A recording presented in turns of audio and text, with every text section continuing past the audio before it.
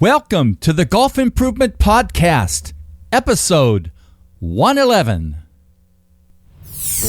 Welcome to the podcast for golf lovers and enthusiasts who are looking to take their games to new heights. Dedicated to custom club fitting, short game improvement, and effective practice to improve your golf game. This is the Golf Improvement Podcast with your host, Tony Wright.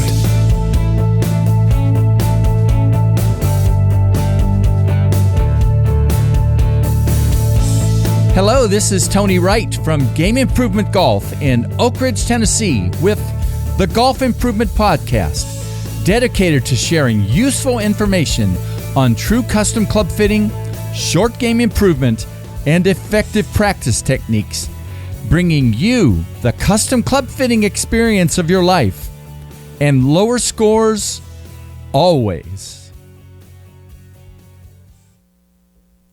About 10 months ago, I did an interview with Russ Ryden, a true custom club fitter with Fit to Score Golf in Dallas-Fort Worth, Texas, and the creator of what I call the Web Bible of golf shaft information, Golf Shaft Reviews. This interview is one of the 5 most downloaded episodes from my site since I've started doing these podcasts. So I'm glad that Russ agreed to do this new interview with me today. We talk about some additional valuable information about golf shafts and their performance, and also some great perspectives he has on how true custom club fittings should be performed to help golfers to get the maximum benefits from them. Enjoy this interview with Russ Ryden from Fit to Score Golf and Golf Shaft Reviews.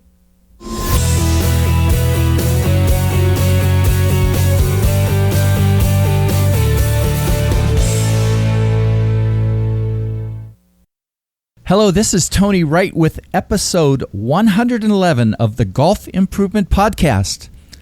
And I'm welcoming back today Russ Ryden, who is a true custom club fitter with Fit to Score Golf in Dallas-Fort Worth, Texas. Not more importantly, because we're going to talk about both ends.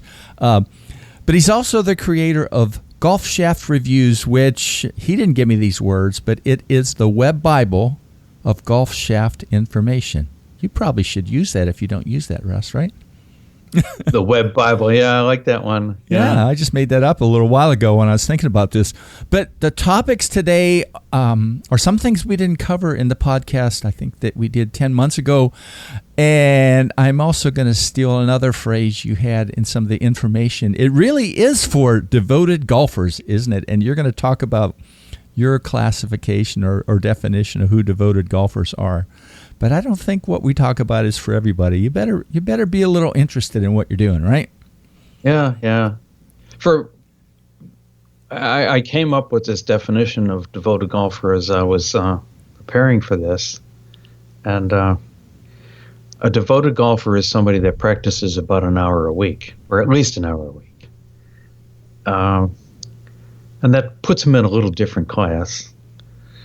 But devoted golfers are also people on my website that sign up for lifetime subscriptions. Right. So it's a word I've used before. Yeah. Yeah, used it, and you have Devoted Golfer TV, which is another thing that you do. So. Yeah, that's been fun. Yeah. It's started as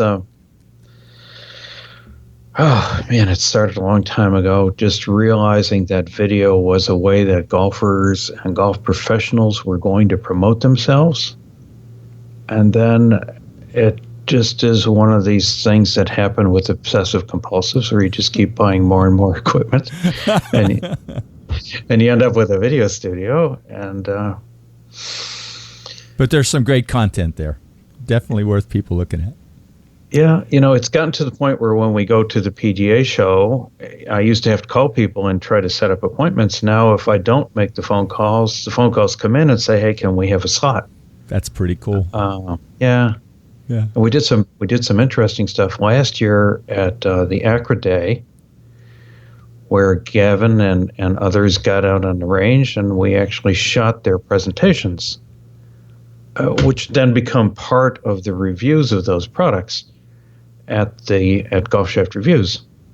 And it's just a way of getting information about golf shafts, which most of what is put out there to the golfer is marketing mythology.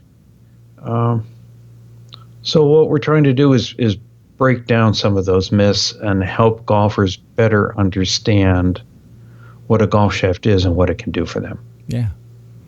Well, that I think is a good intro to jumping into our first question today. And as I said, we did an interview about 10 months ago, and driver shafts have always been of major interest to golfers, and we talked some about them when we first talked. But so a two-part question: has anything much changed in terms of some of the shafts you've profiled and reviewed in the last year? And also, what do you think about what I see as a recent trend to much more pricey driver shafts in the range of $500, $700 even, maybe more each?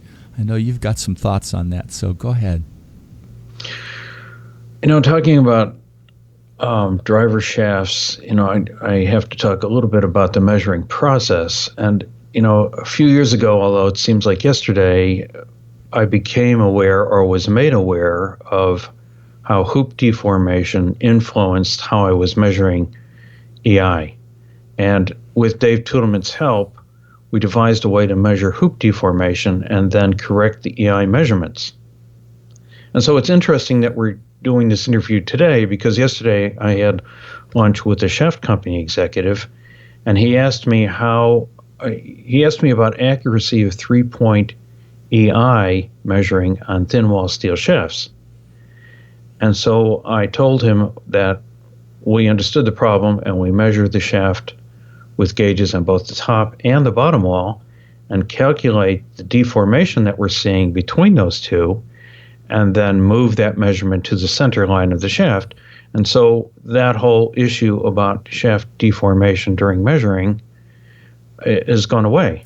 But more recently, we've seen some interesting interactions between hoop deformation and EI profiles. And, the ones that I've been measuring most recently are the Mitsubishi Tensi Pros. And they have an 11-inch section of woven material just below the handle. And it substantially reduces hoop deformation in the area, more so than any other shafts I've measured. And we've identified now some shafts that have nearly identical EI profiles with and without these butt weaves. So for the next few weeks, we're going to be going out and testing these two sets of shafts with some skilled golfers, and we'll be looking at how the variation in hoop deformation actually affects ball flight and feel. And the reason we can do this is because we now have measurements that were once only known to the shaft companies. And, there's an interesting segue on that, because I've got 7 or 8 shaft companies using my machines. Yeah, right. So, the second part of your question is my new favorite topic, high-end shafts. And as you know, or maybe you don't know, carbon fiber is not cheap. An exotic carbon fiber has exotic pricing. I knew that from some of my old National Laboratory life too, though. So, yeah. And so if you want to play with exotic carbon fiber shafts, that shaft is more likely to cost you more than your driver did 2 years ago.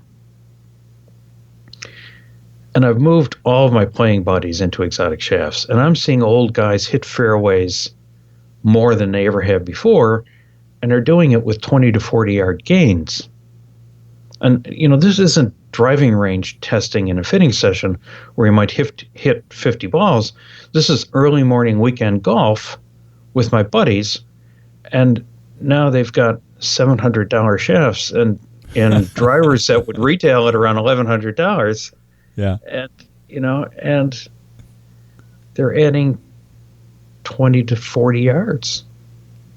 So, after most golfers finish with their gag reflex after hearing these prices, I tell them to go to a racing bike shop and look at the cost of bike frames.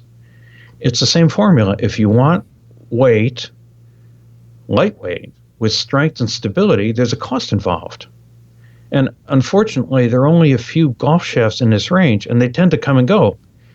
And when I say that, what I mean is they come because a shaft company wants to prove what's possible. Yeah. And they go because the golf market isn't willing to spend that much for a golf club. So we've got another new shaft, and this isn't in the driver area, it's in the iron area. And, this shaft caused an aha moment for me. And it's the new Diamante Thump, and they're $160 a piece. So we've got a 95-gram shaft that's as stiff as 130-gram steel. And the consistency through the set is as good as anything I've ever seen. But, what happens is golfers look at a 95-gram shaft and think it's going to play like a wet noodle. Well, that airplane that just flew over your head is a demonstration of strength at lightweight. Those exotic sports cars that are going from 0 to 60 in 2.5 seconds are not made from heavy metal. So on the reverse side, you've got the guy that picks up a 90-gram Diamante Thump because he can afford it. And he's going to tell you, well, it feels like a broomstick. Well, it is. That's why they cost $160 each. That's incredible. Lightweight shaft strength is available, but I'm not yet convinced the golf community is ready to support $1,300 sets of iron shafts. Not the clubs, mind you, just the shafts. Just the shafts, yeah. Right? Yeah. But those lightweight sports cars, they start at $250,000. So, they're not for everybody, but the stuff is there. And when I was profiling those thumps, the light went on, and I said, okay, this is what carbon fiber was meant to be. It was meant to give us strength at lighter weights, and it's happening. Yeah. They keep getting smarter about what they're doing with it. They do. Yeah.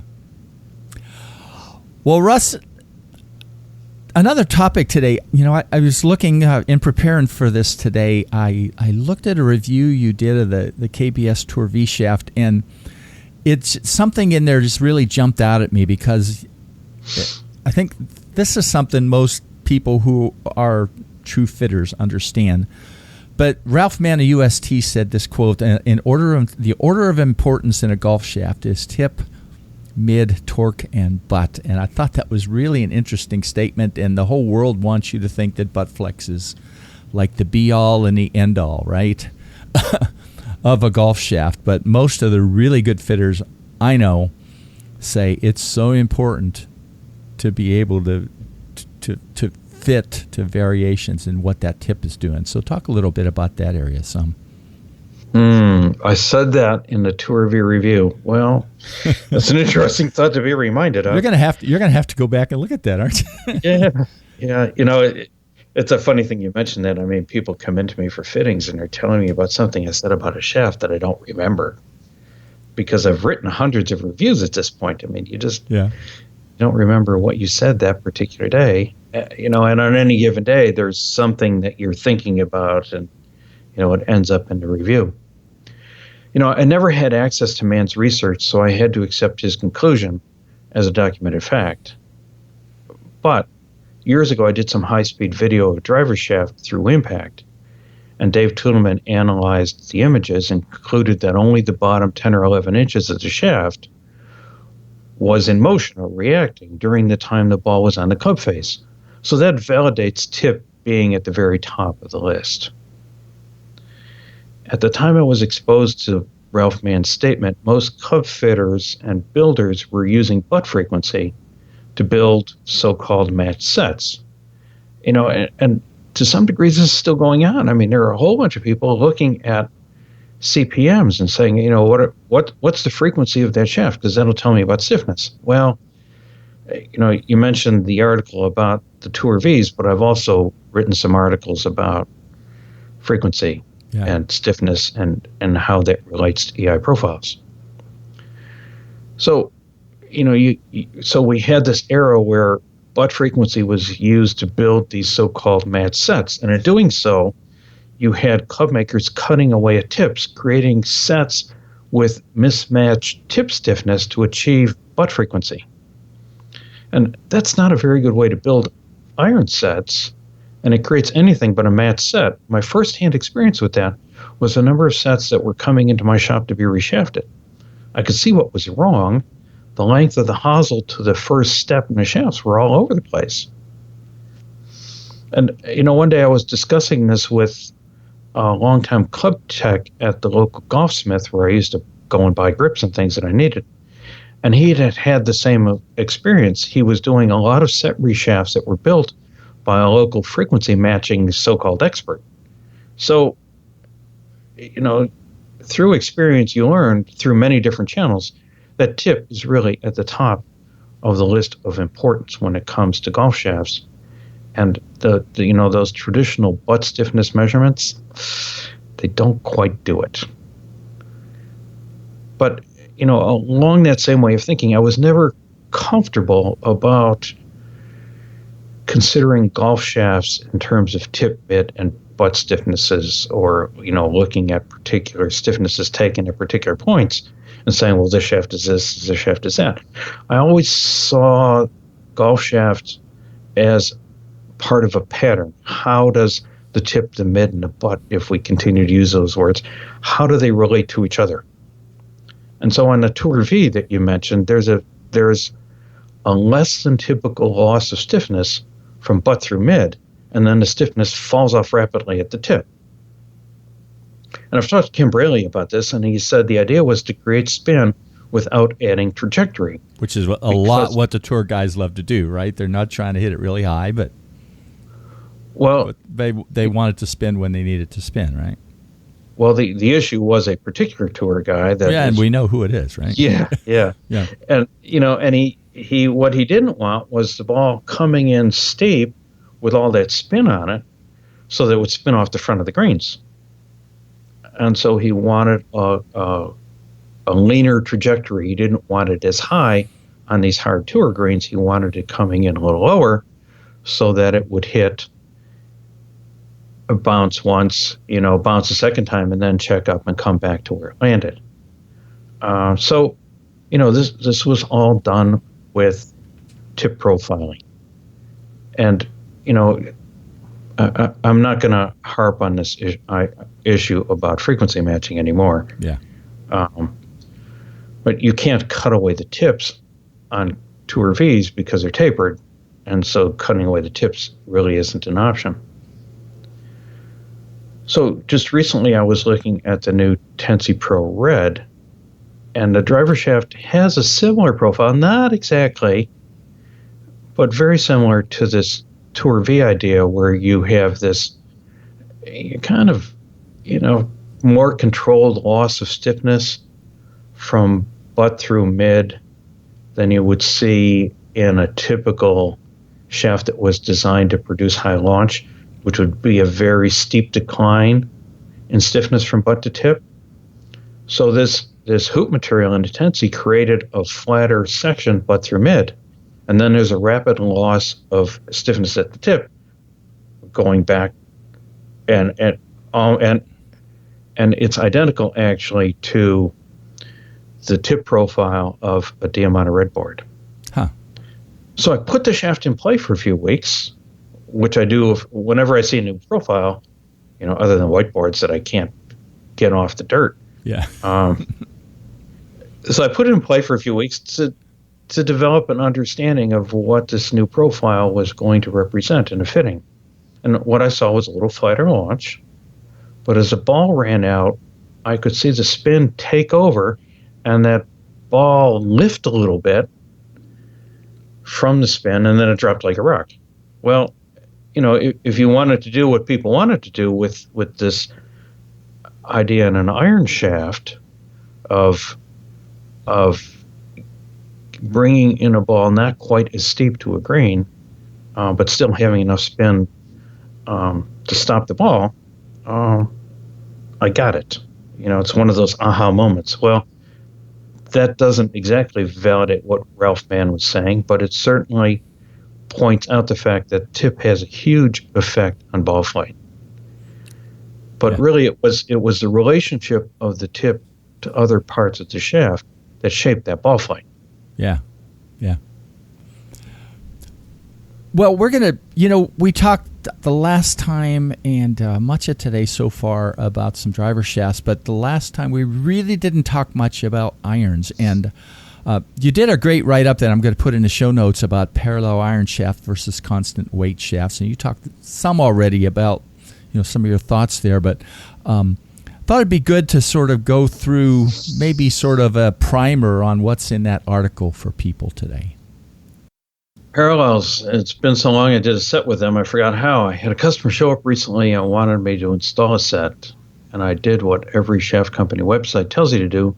I cut the tips away at constant intervals and went on to build a set of clubs that had descending weight shafts. That means balancing them required that I had to add more weight to the heads of short irons because the shafts weigh less.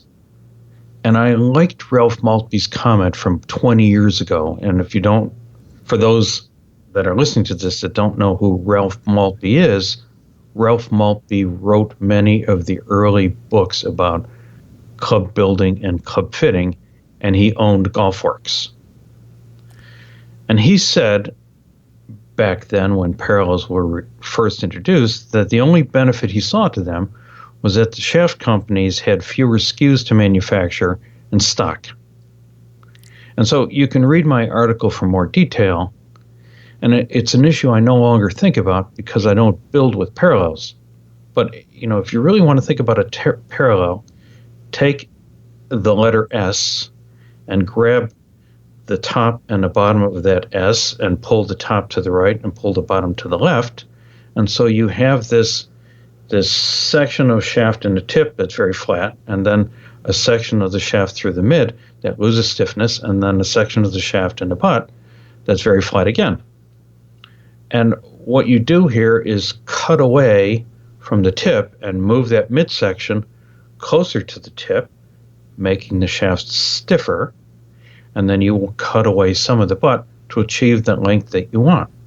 And so in the process of doing this, you're starting with something that was 42 inches, and you're cutting it incrementally into shorter and shorter pieces. And so those shafts become lighter as they become shorter. And that's not necessarily a good match because golf club heads become heavier as the loft goes up and you're building shorter clubs. So you end up with this balance shift in the set. So you've got lighter shafts going into heavier heads. And if you want to do like an MOI balance, that means adding a lot of weight to the heads. So, a validation of my opinion came from Ping. And, years ago, they started using ascending weight shafts. So the shafts get heavier as they get shorter, just like the heads are getting heavier as you're building as you're building the sets. And I recall years ago looking at a set of Pings with AMT shafts, and they were swing weight matched. And when I put them on an MOI instrument, I saw that they're very, very close to MOI matched. And wow, that was that aha moment where I realized what was going on here. And so there was Ping years ago discovering that if the weight of the shafts went up as the clubs got shorter, that they could achieve what we call an MOI matched set of clubs, even though they're swing weight matched. And I've long been a proponent of MOI matching, which is creating dynamic balance throughout the set. And so, as I discovered that, and as I began looking at parallels, and this is all discussed at length in that article, when you build a set of parallels and you're cutting away at this long uniform section of tip stiffness, what you end up with are shafts that are clubs that all have the same kind of tip stiffness, but the mid stiffness is where the difference is built into these sets. When you're dealing with constant weight shafts, the stiffness of the entire shaft ascends throughout the shaft. So the tips on these heavier heads are actually getting stiffer than they would be in a set built out of parallels. Yeah, interesting. Yeah, so what happened early on is that, a lot of my close friends in the fitting and building business looked at that early analysis of parallels versus tapers, and they all switched to tapers. They cut their build time in half, and they never had a customer complaint about mismatched sets. So, so if you're trying to achieve matched sets, are all sets of constant weight shafts consistent throughout the set? Well, not really. So what do you do about that? Well, you use a brand that is. And the professional subscribers to my software get to see consistent set consistency measurements that I take, where I measure every shaft in the set, and you can see whether that particular brand and model of shafts are good, marginal, or just coyote ugly. Yeah. And and if the shaft company isn't delivering a consistent product, the club builder can't fix bad shafts with butt frequency matching and parallels. The sending weight shaft stuff is very interesting. Every once in a while, I've had a couple instances where I didn't realize the shaft was a sending weight, right? So you should smack me on the hand for not looking at the reviews. Yeah. But when that happens and then you try to build it like you normally do, you get really surprised. Yeah. But that's a great type of shaft for a lot of people, for sure. And of course, the what is it? The True Temper, isn't the AMT? I think is an awfully good shaft. So yeah, and they've got 7 or 8 different models now. So you've got the AMT Reds, you've got the AMT Blacks, and then you have the AMT Whites, which used to be called the AMT Tours. So so you've got an array of profiles and weights and stiffnesses that are available in this design. Yeah. Well, let's talk a little bit more about iron shafts and from an EI standpoint. I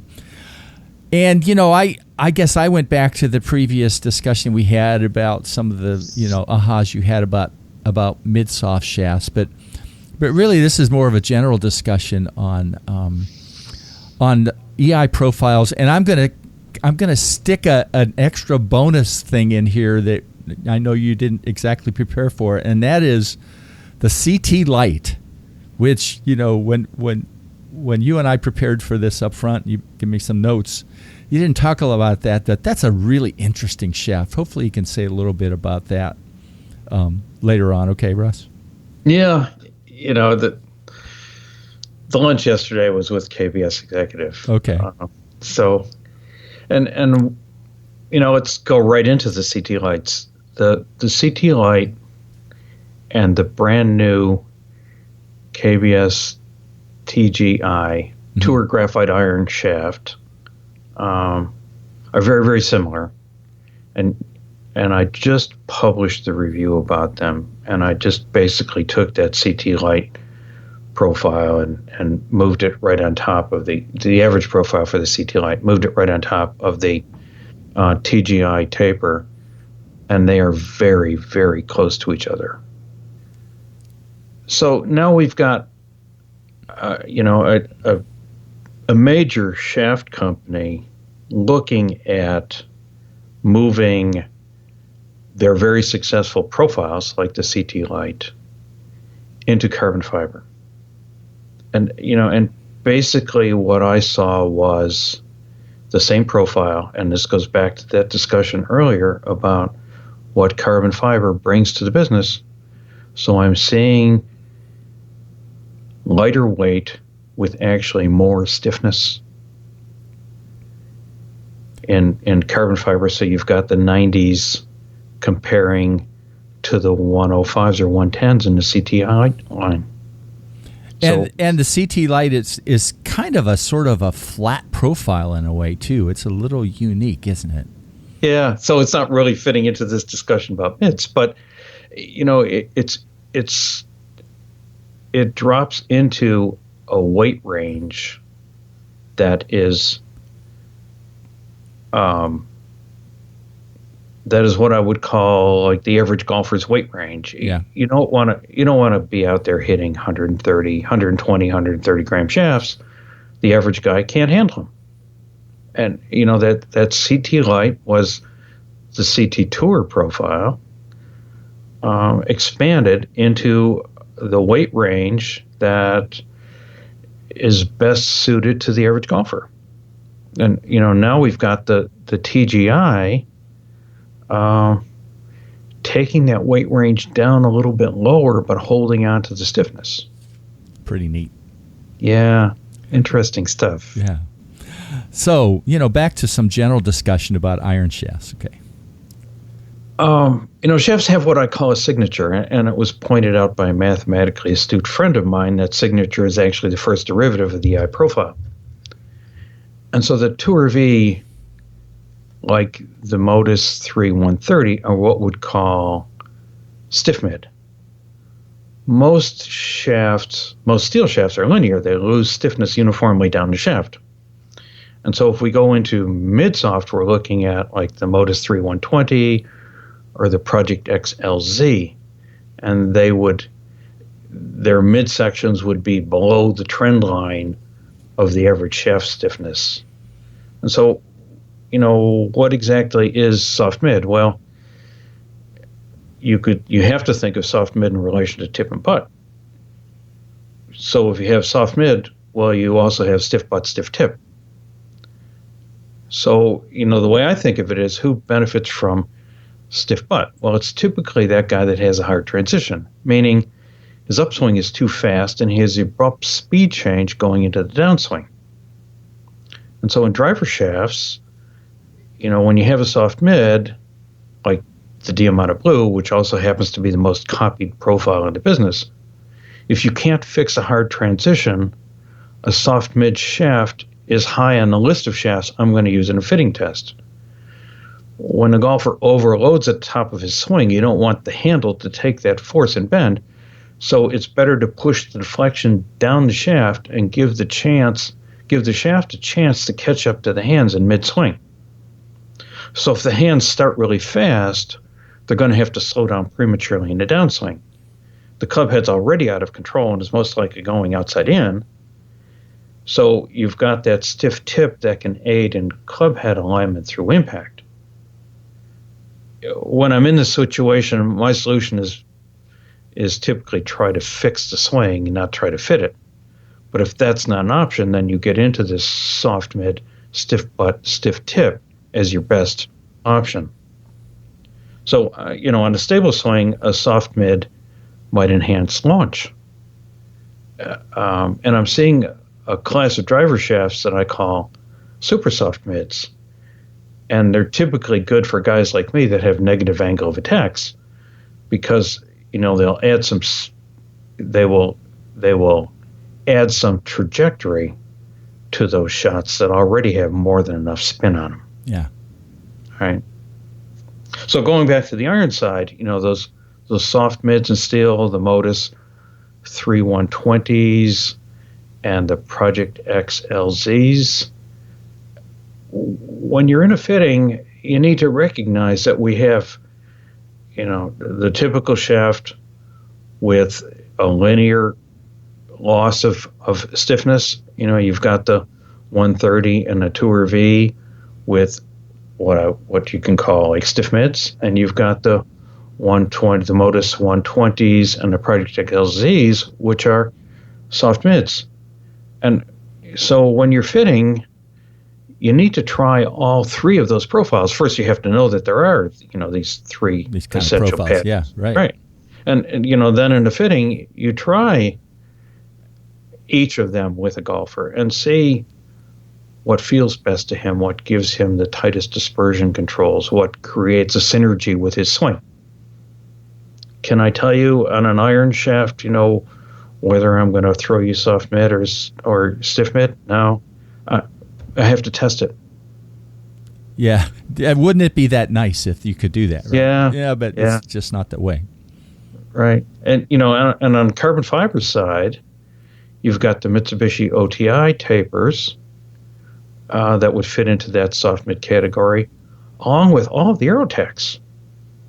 And so when you asked this question, and I went through the shaft profiles looking for soft mids, it just struck me. Look at all these Aerotechs, which have been very, very popular shafts with fitters. They would all fit into that soft mid category. And I didn't realize that before. I also went back and looked at the Aerotechs. That was kind of funny. And that's exactly right? I mean, they do look like that for sure. It just jumps out at you. Yeah. You have to look at at patterns, I would call them, right? And then all of a sudden you have a better understanding of what you're doing in a fitting. Oh, yeah, this guy likes Aerotechs. Well, what other soft mid shafts might I try once I recognize this? But, what does a soft mid shaft do for you on an iron? Well, typically it gets the club head out in front of your hands. The translation of that is high launch. So, if a golfer's having a hard time getting the ball up in the air with his irons, maybe a soft mid shaft is going to help him. When I start into an iron fitting, I start with weight most of the time, and to a large degree, weight in steel is a huge component of stiffness. So if you lose weight, you lose stiffness. But now we're seeing some new steel alloys being used in shafts like the Zelos, and that doesn't necessarily mean that when you lose weight and stiffness, you give up stability and torque and radial consistency. So, when I start, I try to match weight to strength. And now the devoted golfer, remember that guy that practices once in a while? Yeah. So he can now start exploring shaft shaping. Well, what do I mean when I'm talking about shaft shaping? I was testing shafts one time with a former tour pro that I work with, and he hit about 3 shots, and the ball went off on a trajectory, and then the next shot he hit was like a couple degrees lower. And I looked at him and said, "Mark, what do you do? What'd you do?" He said, "Well, I didn't like the flight of that shot for this particular iron, so I just changed my hand position through impact, and I moved the ball flight down." And so when you have a shaft that fits you properly, then you can begin to develop things like this. And so, of course, it takes a little practice to do that. And my clubs are pretty well fit because I can experiment with everything that's ever showed up in the market. Yeah, right. All right. So there I am out on the course, and I've got a tree between myself and the pin. I know that if I hit the ball high, I'm not going to make it to the green. So I go one club longer and let the head lead my hands a little bit. And when your clubs are fit to your strength, you can do that kind of stuff. And the ball goes high, and the extra club head speed from the longer shaft makes up for the distance. And, so developing that kind of fit is really, it's the essence of club fitting. It's what we're really after. Well, you had sent me some notes before, and this next part I think is interesting as anything we're going to talk about, because you're talking about what you call, I'm going to give it away, right? Looking for cause is what a fitter does. But, so I wanted to hear about some interesting success stories, but I think in particular, really talking more philosophy a little bit here, aren't you, Russ? So why don't you dive into that? Yeah, I was in a discussion on a Facebook forum, and this thought, a soundbite jumped into my mind: fitting for cause versus fitting for effect. And in any particular club fitting session, you can focus on cause, or you can fit for effect. And what do I mean when I say fitting for effect? Effect is ball flight. How far, how high, how much spin, at what spin axis. And you get into a big box commercial fitting, and it's all about effect. What can I change about the head loft or shaft spin, or shaft stiffness that will improve effect? Well, really, my job as a fitter is to look for the cause of the effect. And very often the cause is not equipment related, and no equipment solution can often solve a swing problem. And we're just talking about this launch example. I can change my launch angle by 10 degrees by how I lean the shaft in relation to my hands through impact. And that has nothing to do with the club or the shaft. Well, that's not entirely true. It has to do with swing skill. So when I see a client lacking fundamental swing skills, the ethical thing to do is to fix the swing, not to sell him new clubs. Because new clubs are not going to improve his golf game. The cause might be tempo, and I don't fit for bad tempo. I try to fix it. Yeah. Right? So for me, a fitting objective is finding the club weight and the head design and the shaft profile that enhances the golfer's ability. Fitting for effect is focused on distance with consistent theory as a secondary goal. But that's not going to create better golf if the real issue is posture. So earlier this week, I had a 3 handicap out, and we identified the club weight that gave him the most consistent swing pass and acceleration profiles on Flight Scope that I use to track things. Yeah. Right? And we didn't finish the fitting because he fatigued in the 100-degree Texas heat, so we're going to continue on next week. But the point here is that we weren't discussing kick point of a shaft as a ball launch factor. We were working on which shaft profiles and identified weight range would give him the best control over delivery of the club head to the ball. And, my pet peeve is always discussions about how shaft kick is how it affects launch. This client could change his 6-iron shot height by 35 feet. Wow. His apex on a low shot was 75 feet, and the apex on a high shot was 105 feet. And my advice to him when I saw this was, if you're ever in a fitting with a fitter that talks about shaft kick, just get out of the room. Now, not every fitting is with a golfer that has that kind of motion control skill set. So here's another example. I fit lightweight clubs to a recent client. I did that because with lightweight clubs, I saw that his paths and acceleration patterns were the most consistent. So he's got his new clubs, and he goes out and gets a little coaching and some practice with them, and he discovered that he could easily, in his words, flight his shots. In my terms, it's hit a ball high, hit a ball low at will.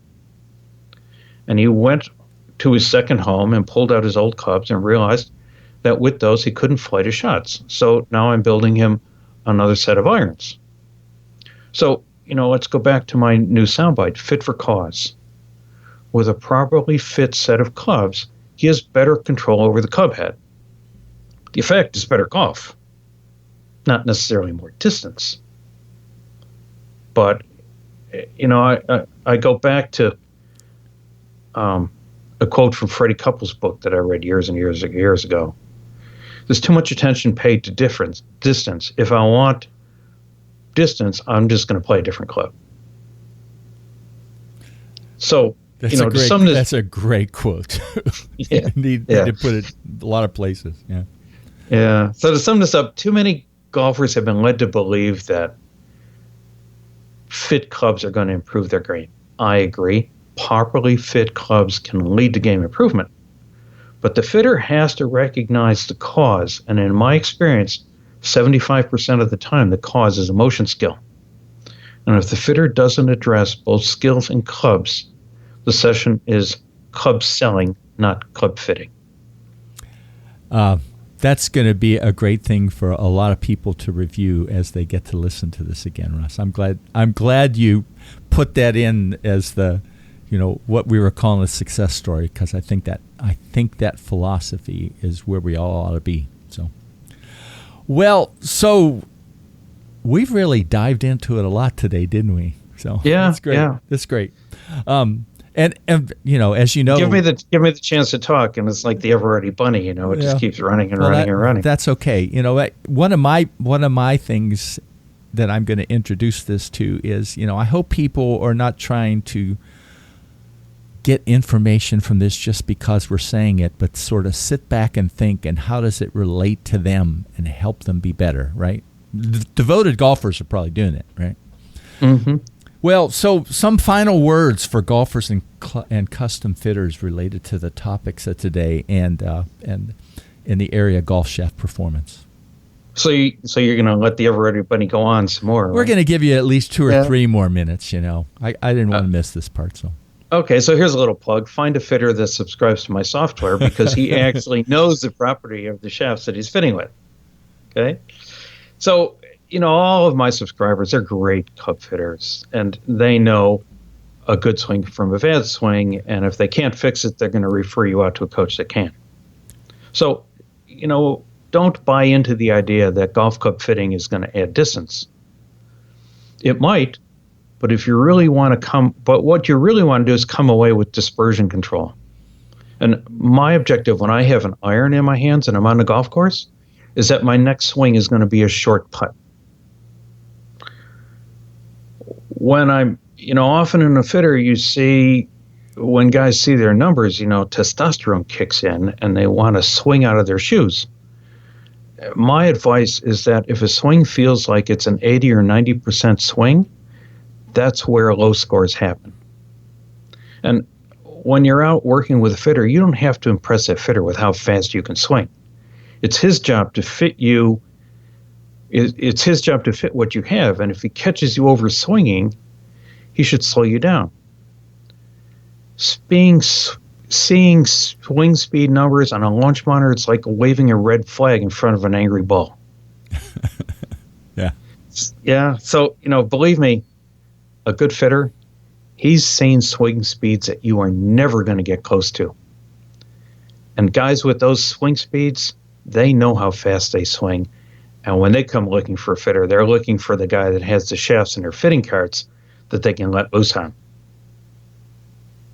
And so, my next comment here on club fitting is be cautious in a fitting that feels like a sales session.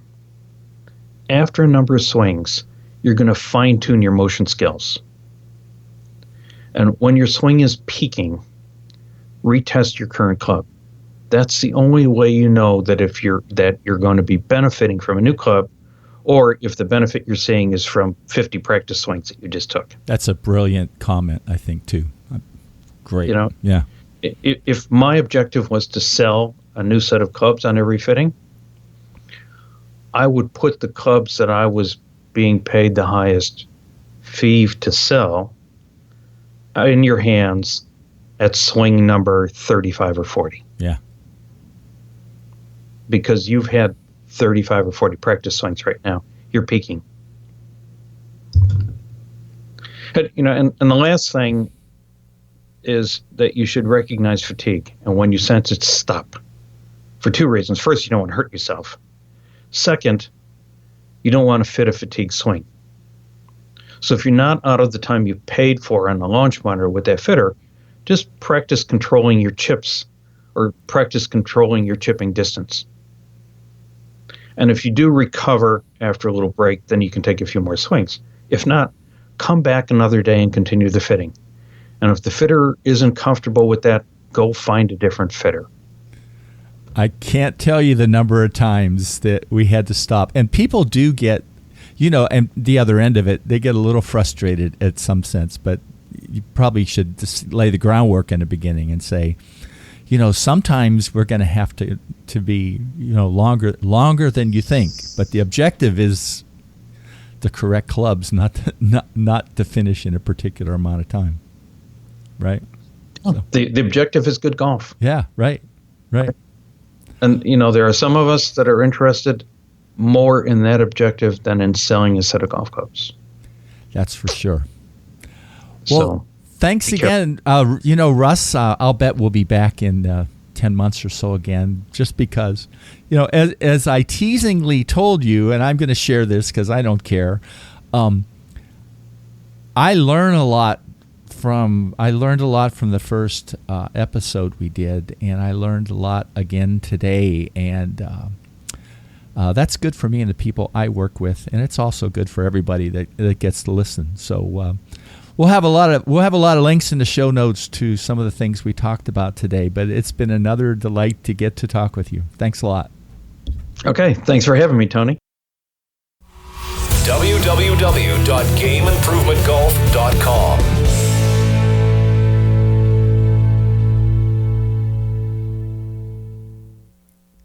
Russ, thanks for another great interview and lots of great information for golfers and true custom club fitters. I've included information in the podcast link to where you can get in touch with Russ at Fit to Score Golf in Dallas, Fort Worth, Texas, and also where you can see some of the information in his golf shaft reviews on the web. If you're truly interested in understanding golf shafts and how they perform, you need to subscribe to this site. You won't regret it. If you continue to enjoy my podcast, please subscribe to listen to them through either iTunes, or you can subscribe to receive them by email at the link at the end of the podcast post. And I've added a new link at the bottom of this podcast, Ask a Question. If you have a question about true custom club fitting and how it can help you to shoot lower scores, click this link and send your question, and I'll respond back to you as quickly as I can. Well, that's it for today. Last Friday, a new book was published, Hole It, Mastering Putting's 3 Essential Skills, written by PGA Master Professional John Dunnigan. John is also a Level 2 Flat Stick Certified Putting Coach. John will share information from his new book that can help golfers to improve their putting and shoot lower scores. See you in 2 weeks. Game Improvement Golf, your source of information and inspiration to become an exceptional golfer now. www.gameimprovementgolf.com.